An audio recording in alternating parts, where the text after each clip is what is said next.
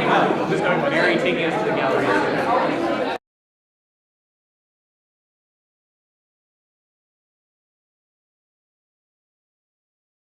Yeah, please text in your interview.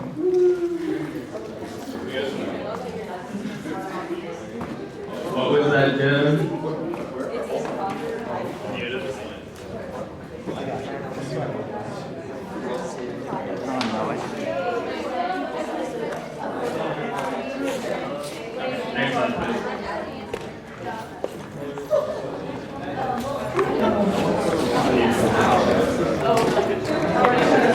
Alright, so here's the agenda.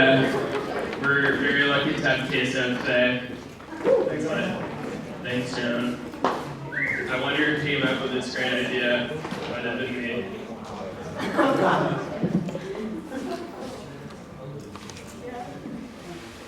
Alright. Okay, is there a motion to approve? Motion. Second. All those in favor? All those opposed? Great. Okay, so today we're going to start with dads at Rice University. This weekend was Families Weekend. There's you guys probably have all heard of Humans in New York and the Rice spin-off, Humans at Rice University. Today we're creating dads at Rice University. So I got some great pictures of dads. I want to point out that their shirts are so similar, like father and my son. It's great. This was a picture on the Rice University Flickr page, like they literally uploaded this picture.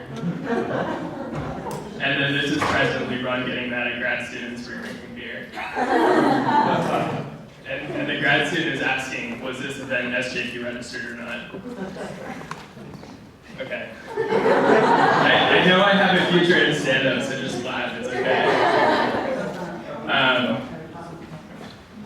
Okay, so speaking of President Lebron, you'll be visiting us next week, so definitely.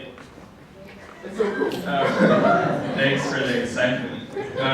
He'll be visiting us next week, so definitely if you have questions, you have thoughts, if you know people at your college who would be interested in coming, invite them out because it's going to be a lot of fun. And I thought this time we'd switch it up a little bit, so usually he comes and gives like an hour-long presentation on like what's up. That's a little boring, so I thought instead what we could do is like do like a 15-minute like abbreviated State of Rice University, and then go into just like discussion on questions, etc. So are there like, before we, before he comes, are there any like questions or general topics that we might want to ask so that we can send them to his office in advance and he can kind of prepare to answer those? What's the dress code? There is no dress code. So you have to wear clothes, but like, he'll be wearing a suit, not a birthday suit, just a suit.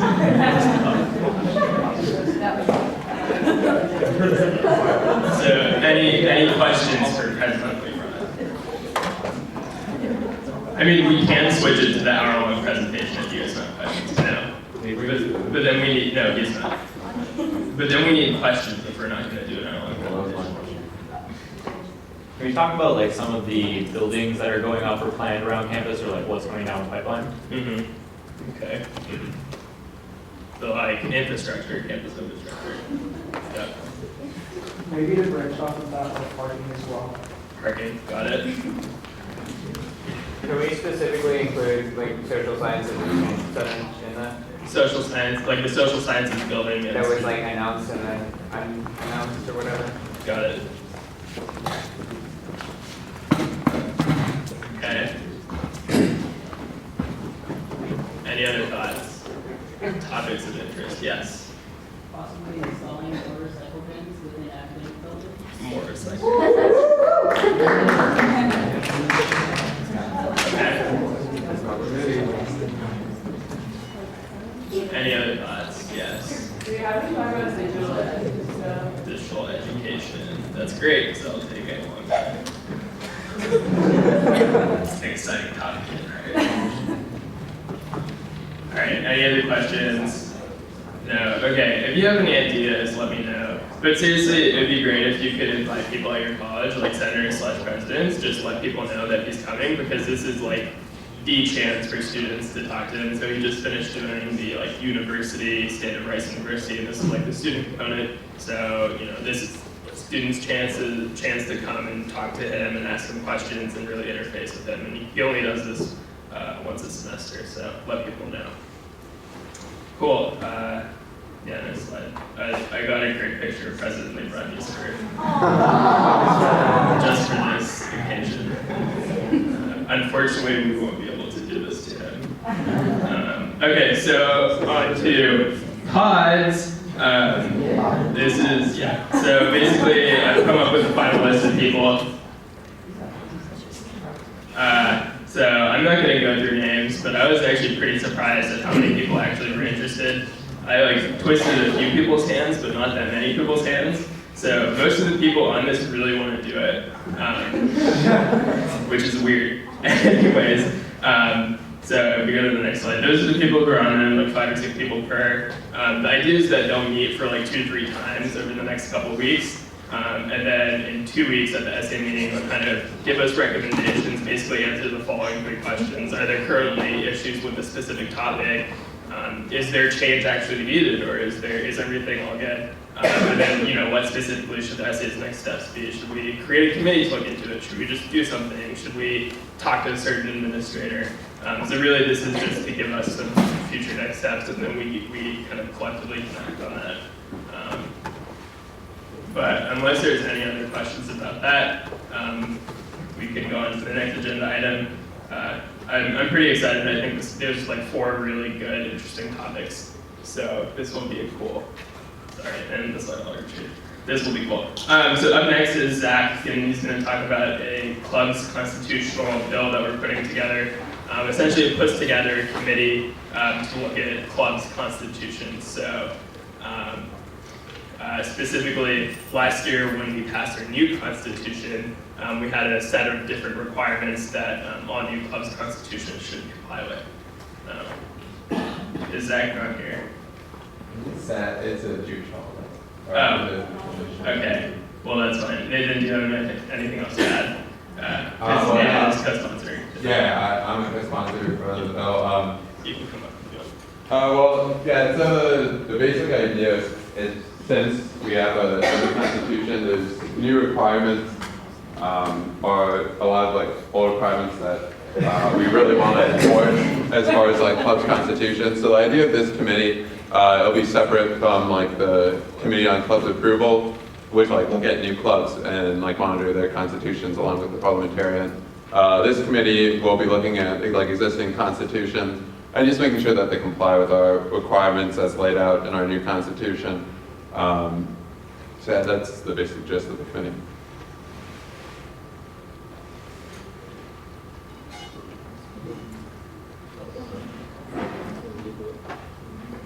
Just to like clarify, the committee, it's not like it's going to be like looking at constitutions, but like your constitution doesn't comply until it complies, like you're no longer a club or whatever. It's just going to be like pointing out adjustments that the clubs need to make so that their constitutions will comply with the new requirements. So yeah, that's pretty much all it's there for. And the other thing we've noticed that since there are, how many is it? There's over 150 active constitutions, we're not going to try to change them all at the same time. Basically, this will happen over the next 4 years, and they'll be split up into like 4 pools, so whatever, 150, like 30 or 40 per semester. So this year they'll try to tackle around a quarter of it, and then over the next 3 years they'll finish off all of them to make sure they're all in compliance. And like if people ask about it, Zach's already sent out kind of like a list of like things you need to do, like these are things you need to add, these are things you need to make sure that are in there. So it's like not that big of a deal if people just take the time to change it. That's fine. So just to make sure I'm understanding this correctly, the clubs are all already being asked to kind of self-enforce the new requirements and make sure their constitutions are up to scratch, and this is to take a more detailed, official, or like informed review to make Yes, sure. this is to review them to make sure that they're good. And to like basically make people do it. So basically I think they're not gonna let the clubs like be in a new club. Like they're not gonna let them renew unless they do this. So yeah, it's just 150 is like way too much for any group of people to do in 1 year. So it needs to be elongated. Cool. Okay, so since this is a bill, we can vote on it today. So is there a motion to vote? All right. So we can go ahead and pull up the text thing.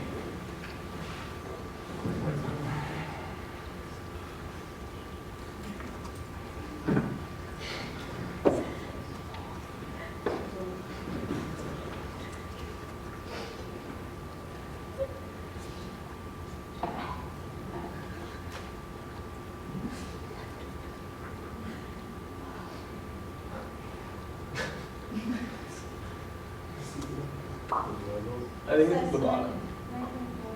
Don't we have to wait a week? Refreshing? I thought bills were the same day. Bills, Do we have to bills wait? are the same day unless they're time sensitive. I moved to declare this time sensitive because clubs technically have a limited period in which they are required to comply with the new requirements of the SA Constitution. So, I also think it's really time sensitive. Do we have to vote on that or is it like? it's unanimous consent. Okay, all those in favor? Aye. Great. Okay, so please. Go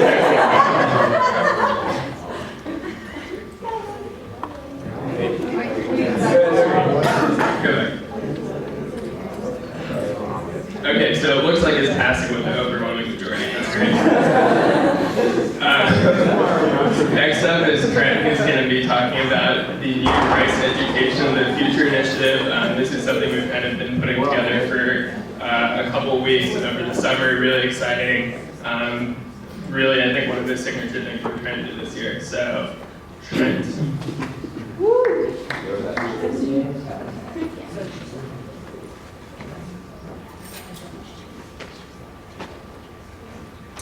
Hey everyone, how's the queso? Bueno. Okay, cool. So I'm Trent, I'm the external vice president, and I want to check with you guys. I'm the vice president. I'm Trent, and I want to talk to you guys about the rights of education in the future. Raise your hand. I'm trying to fill in your role. Raise your hand if you were here for the centennial. Yeah? What'd you guys think of it? Pretty nifty? Pretty cool. That's pretty awesome. You guys remember some of the strategic institutional conversations? Things that President Lebron was involved in? A 10-point plan? There was one of those. There was a 10-point plan. And there was also something called the SV2C. Who recalls what that is?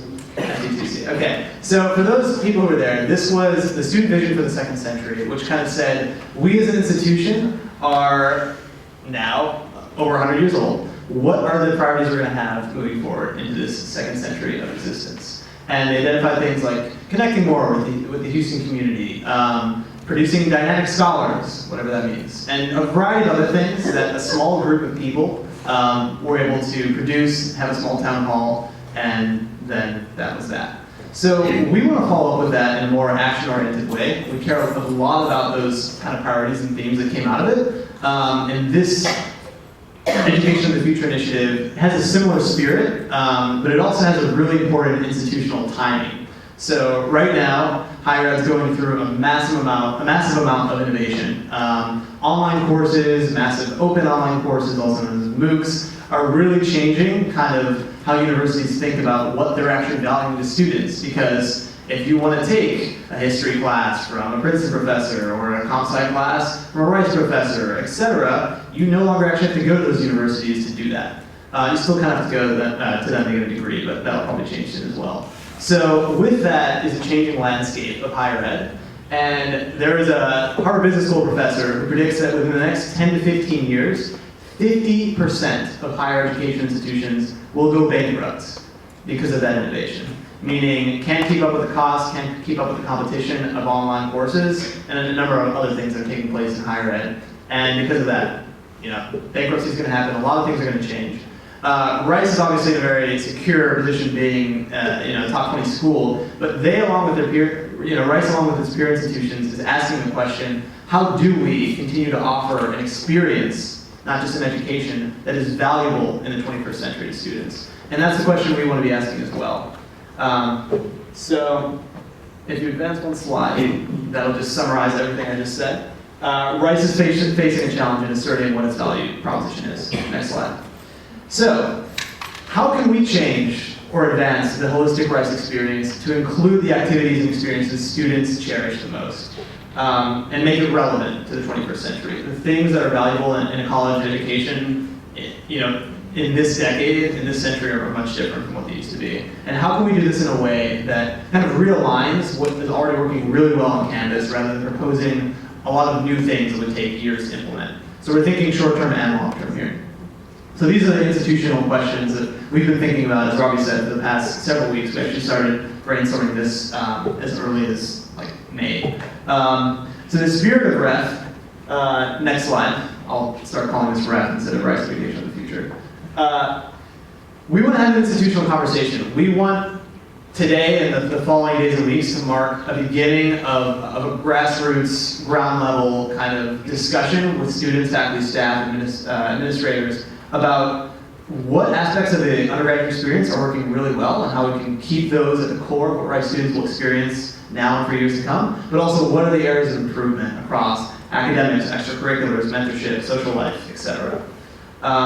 And we want to do this in a way that gets tangible results to happen, widespread involvement to take place, and hopefully innovative advancements to be had within the Rice experience. So, with that kind of context, we'll go ahead to what we're calling a call to conversation. Next slide. So the three kind of overall areas, these are themes that we've kind of created to provoke conversation and as a starting point. These aren't things that will be, we want students to verify or change or completely toss out or add new things to these conversations. But there are three different areas of doing, learning, and resources that we kind of identified some key things. So we want to look at the Rice degree. Is the typical way of earning a Rice degree still in line with what is going to be relevant for students to leave Rice and kind of be ready for the outside world? A lot of students are saying that it's what happens outside the classroom that they're going to value most. They obviously still need a degree to prove that they have accomplished something, prior to entering the professional world. But a lot of these valuable experiences, whether it's internships, whether it's projects, ventures, things you create, build, they aren't recognized on your transcript. They're not recognized in your Rice degree. And while I don't think I'm trying to argue that we need credits for everything we do, I would assert that if you look at the way we bundle up all of our activities, sometimes coursework and sometimes overly rigorous coursework or overly demanding coursework might get in the way of doing things that might actually be more valuable to students. This is just, I'm not trying to make overarching statements, but this is kind of something we've been hearing and thinking about in our time at Rice so far. So thinking really critically about the Rice degree, this was actually an idea of Dean Hutch's to maybe create an alternative track that values a little more of experiential learning as opposed to traditional classroom learning. So this is something administrators are thinking about as well, which I'll touch on in just a little bit in terms of timing. Unified Canvas approach to social impacts, another idea. How do we expand our mission as an institution to say we want to develop leaders across the spectrum of human endeavor? To what end? How do we plug everyone into kind of social impact projects if that's what they desire? Okay, so that's enhancing learning. I'll try to rush through these a little more so we can talk about this. So spaces are something that's been identified as really a challenging bottleneck for innovation. So if you want to start a student-run business, there's of course the advisor issue of SRBs not being able to have enough people to oversee the expansion, but there's also the place issue of where would I start this business, or if it's not even a business-related thing, how do I meet with other students to talk about things in a collaborative way or in a design-oriented way? Do we have what would it be like if we had an ODEC that was more available to the student body in terms of designing, 3D printing, etc.?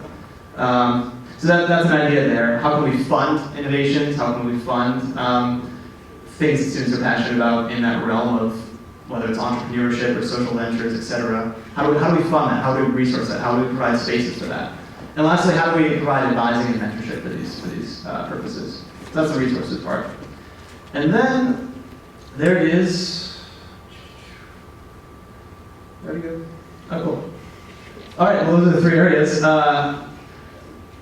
This is the idea of just saying these are kind of areas that we can think about. These are themes or questions that we could probably develop, toss out, replace. Let's experiment with them. Let's talk about them. It's up to everyone in this room to engage, our peers at our colleges and bring in kind of other students who'd be excited about advancing this initiative. And we're really confident that within these themes, a lot can happen in terms of forming tangible ideas and kind of recommendations that a lot of students get behind. So let's see. With the structure, which is the next slide, we're proposing in our Senate bill to have a task force of 11 undergraduates, seven of which would be student association members, and the other 4 would be at-large undergraduates. We also want to have working sessions in which we have kind of collaborations between students, faculty, administrators, staff,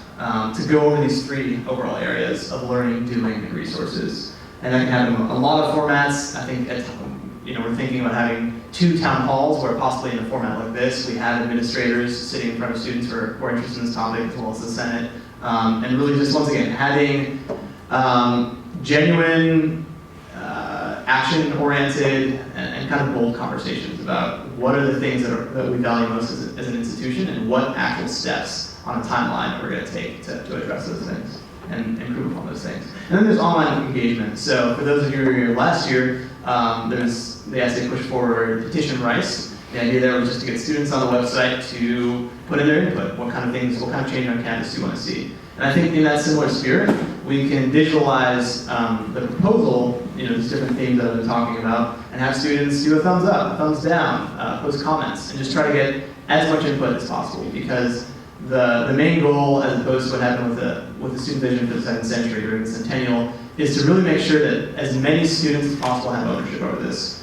So we've actually had a chance to meet with a number of administrators. They like the spirit of what we're doing, they like some of the questions we're asking, but ultimately, how many students have had a say in this so far? How many students really have spoken to these themes you've identified? We want to be able to say a significant portion of the entire student body has had input into this process.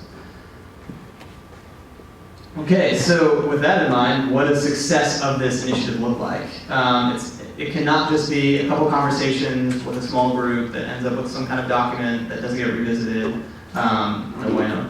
Let's have extensive involvement in the student body. Let's shoot for 10%. Let's have, or even more, greater than 10%. Let's have action-oriented conversation, once again, using that phrase a lot, with all stakeholders. And I want to stop here for a second, because in just the past couple weeks of sharing this idea with fellow students, but also administrators and faculty and staff, I just want to point out that I cannot think of a time, at least in the past 3 years that I've been here, that there's not been a time where this is a more relevant conversation that's being had. Administrators have put together a quality education task force to think about, how can we continue to advance an exceptional Rice experience. Faculty and staff are aware of the changing landscape of higher education. The alignment here is just phenomenal, which makes us very optimistic that this project will be taken very seriously. And the amount of effort and ingenuity that students put into this will directly correlate with how seriously the administration takes it, and therefore the impact that can come out of this year and for years to come. So that's the second point. And then we do want to document. We want to be able to, the task force needs to be able to kind of compile as many insights and recommendations as possible. So we want the document to take into account student opinion and focus on a number of things, for example, improving the classroom experience, reconsidering the university degree requirements, etc. And then lastly, with that document and with all the conversations we'll be having over the next several months, we want to see action taken. We want to see an administration, we want to see a faculty senate that is willing to listen to what we're saying and take it seriously in some kind of tangible way. So that is what a successful REF would look like. So lastly, I just wanted to throw an overview of our timeline. This will be changing as, this is subject to change, I'll just say.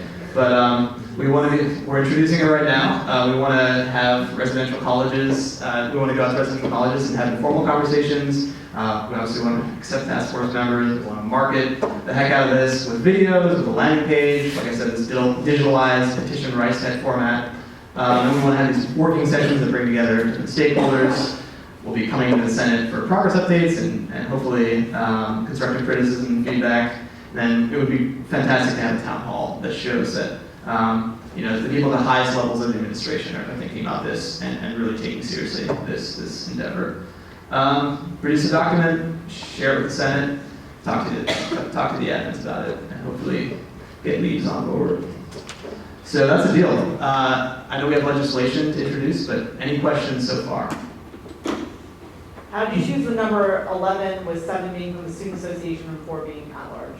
Yeah, so currently we have 4 student representatives involved, and in addition to me, a college president, and a college senator, we have a minimum, with that idea, we have a minimum of 7 Senate members. And then from there, we do definitely want to have, outside student input, but we do want to keep this as lean as possible at the same time. So the number, while I think it should be kept at a minimum, should not possibly say that everyone's being represented. Just like with the Quality Education Task Force that we were hearing from Dean Hutch and Carolyn Levander about, there's no way that task force leadership of a couple administrators, a couple faculty, is going to be representative of the entire body of administrators and faculty. So the same idea is here. If we can get people who are very passionate and very able to get input from other students, from other interested groups, then that I think that'll serve us pretty well.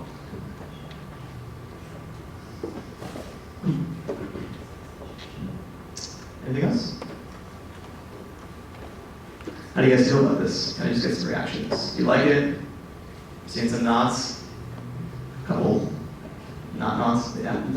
The one thing, kind of the fear I have about the idea in general, and not something to it's not a nail in the coffin at all for the idea. I think the idea is awesome. This is just something that I'd really like to see considered throughout the whole process, is the fact that a lot of RISE students come in pretty sort of tangible, achievement oriented. Yeah. And so say that there's one of these things, like, I guess an example would be kind of like the CCL certificate. Is that like a good example for, one of these sort of achievable things that shows your involvement in things that might not necessarily be represented otherwise? My fear is that somebody who's going to really love 2/3 of the stuff in that is going to tack on the extra 1/3 at the loss of other things that they might be able to really enjoy.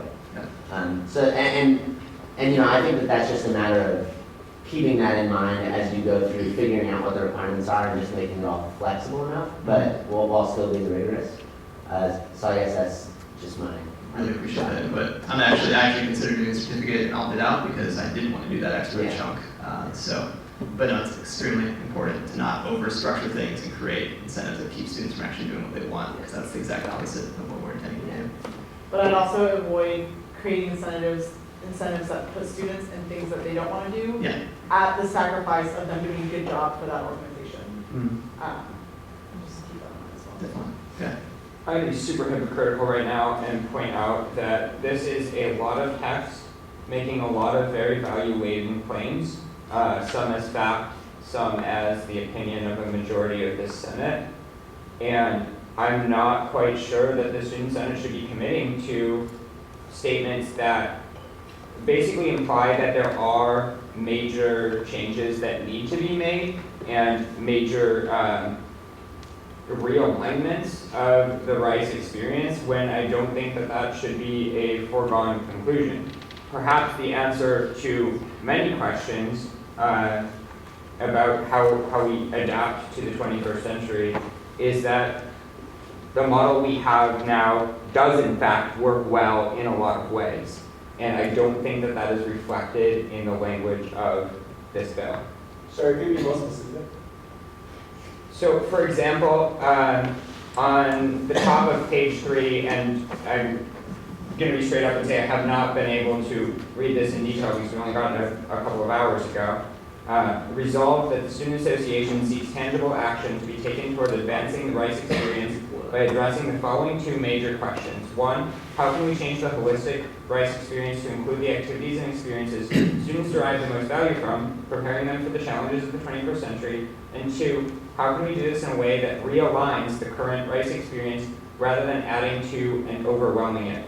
All of that implies that some sort of major shift is needed. And similar language is elsewhere. Would anyone like to add to that sentiment? Yeah, I definitely don't want to be sending a message that the Rice experience is fundamentally, incorrect or out of line. It's more about how can we continue to improve the experience, what students cherish most. So if there does need to be a language change, I don't have agree any with I don't agree with this interpretation of that. Could we take a straw poll to see whether everyone's kind of against it or in favor of this kind of language? I want to make sure everyone has time to read over it, but so far what I've represented, yeah, straw poll. Who thinks that this is kind of a constructive endeavor and not necessarily, yeah. I don't know. Straw poll, what kind of straw poll do you want to take? I think this is a constructive endeavor. I just don't think it should assume that there are changes. I think it should ask whether there should be changes, and if so, what those changes are. Gotcha. Any other comments? Megan, what were you saying? I mean, I was just saying that I don't want to like use straw polls about language. Like, Yeah, fair. I would rather have like should we direct comments about language to Trent before we next meet? Should That would there be be very like good. a committee to meet between now and when we vote to adapt language? Like that, I think would be more conservative. Yeah, so sorry, I think we kind of jumped the gun with bringing up the legislation because that was the next thing afterwards. But essentially, this is going up in front of Senate. And since it's a bill, it has 1 week. You're more than welcome to send comments back to Trent. We are more than welcome to make additions, subtractions, changes to language. In the meantime, as we are with any piece of legislation that's put out. So, with that being said, this is a chance for discussion. If you have specific comments, talk to Trent.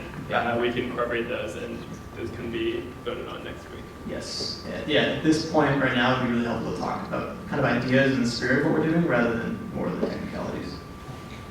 So Trent, you mentioned getting 4 other individuals to join the committee. Yes. A large committee.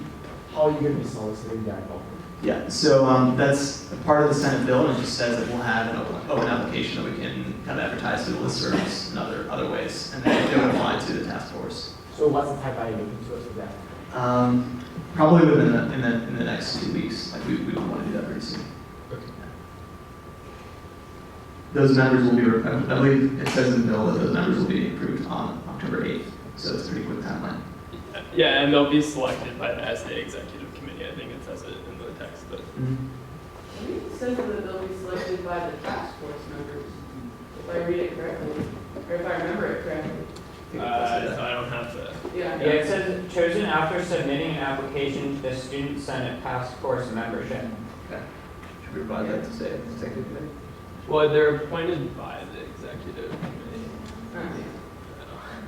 I'm using my interpretation of this language to say that that's what's going to happen. That's the chair. We can actually just strike that part because the Senate can determine the chair if the Senate wants to. But this says that the That paragraph applies only to who chairs the committee. I don't know what we're talking. Wait, what? The highlighted part there is a statement. It's tacked onto a statement of who the committee chair is, which is one of the requirements for the definition of a special committee. That has no bearing on. So I think what this means is membership. that this will be chaired by the executive vice president, but the way in which this is chaired and the strategic directions it makes will be as determined appropriate by the Student Association Executive Committee. So I have a question on like just general what you guys are kind of looking for? Like, if right now, in terms of like where we are now, like what would you want added, or like change, or like realign, like one like thing? I don't know. You're Just saying? because it's very like broad right now, Mhm. and like legislature, like I understand like things could be changed, but like what aspects are you really looking into? Like, you give me something like more tangible, Well, more see, specific. Yeah, the thing is, we don't want this to be constraining, so we want this to be an open conversation where we source those things from the student body. But the kind of the 8 points that I want to throw, we've identified as conversation starters, whether it's spaces, advising, mentorship, rights to agree. So those are kind of like the tangible areas. So at this point, it would be useful to hear from you guys. If you like those things as a starting point, if we shouldn't have those things as a starting point, and just keep it super open to whatever students say. I'm really curious to hear about your thoughts on the structure and kind of how we're approaching this. Do you think the methods we're using in terms of a town hall, online engagements, working sessions, does that make sense? Is that authentic? Is that what it's actually going to take to make this thing successful? That would be really helpful to have your input on. So I was casually reading Lebron's vision for the second century the other day, and part of that is the same kind of call to conversation moniker that you use. But in his call to conversation, it was a lot more detailed, as you probably know, and it had specific open-ended questions for each sub-point. Basically, like, okay, we want to know about spaces, but he was just like, should we like take away all the spaces? Like, he kind of like inserted these like strategically divisive questions that then people like really strongly reacted to that actually started a dialogue. I think that could be helpful, like once you form the task force maybe to make like an extended outline with like more specific questions that people would react to, because people just are going to be like, yeah, we need better spaces. You know what I mean? Like, you know how people are, and then move on. Yes. Like, So rather than just having those sentences that we have where it's like, react to it, people are just like, yeah, it sounds good. Actually have pretty divisive, as you said, or provocative questions. yeah, and I think that could be something that you could even work towards, like maybe at your first meeting or something like that, but I think that would be helpful. Thanks so much. But I think it's important to frame them as examples. Yes. Yeah. Not the conversation. Yeah, because I'd be worried that, you know, like with divisive, like if there are too many of those, people are going to get locked in and you're going to lose the opportunity for like the opportunity for creativity, I guess. And instead of the Education in the Future initiative, would become the Space or No Space initiative, because that suddenly steals the entire spotlight. Neat. This is really helpful. Sure, is there any mention of the SB2C in the legislation? Want to say it was brought up, right at the top, along with President Brown's 10th plan. Because I remember like 2 years ago, the SB2C was very huge during the Centennial campaign. But I know year on year it's been kind of like ostracized and guarded. Yeah. I'm encouraged that you're bringing this up. Definitely. As something we can work on. Definitely. So the website's still up. They have like a video and some minutes from their town hall, but that's pretty much it. Cool. Thanks, guys. Thank you, Trent.